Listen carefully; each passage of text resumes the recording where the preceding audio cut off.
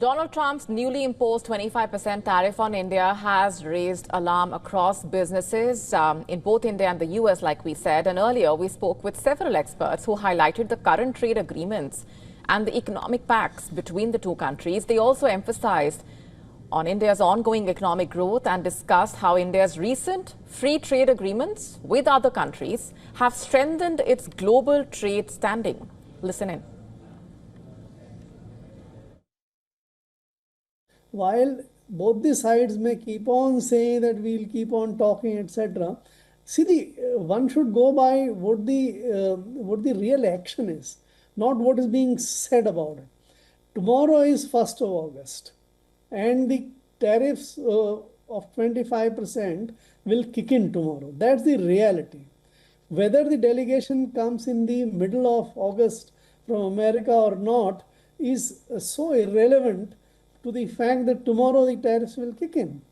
So Indians should now think about, rather than talking to the Americans, that how do you want to deal with what is our current relationship?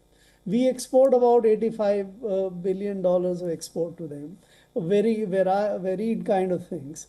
That export, now that who pays the 25% tariff should be the point of discussion amongst the Indian policymakers and the businessmen. I don't want to read too much into this. He looks like an emotional person. That's why he's saying all these things. Otherwise, if last year an IMF or World Bank report was there, which says 15% of the world growth is driven by China and India. So China and India are the fastest growing economy, which are not growing themselves. They are pulling the world growth also. So when Mr. Trump says this, it only says his frustrations. We should royally ignore all these things. I think there are two things, Shivan. One is that we have to remember that these costs will be passed on to American consumers. So while Delhi is feeling the heat, the costs will actually be borne by American consumers. And so that is the first handle. The longer this goes on, American consumers get hurt in the supermarkets, in the grocery stores. That is one.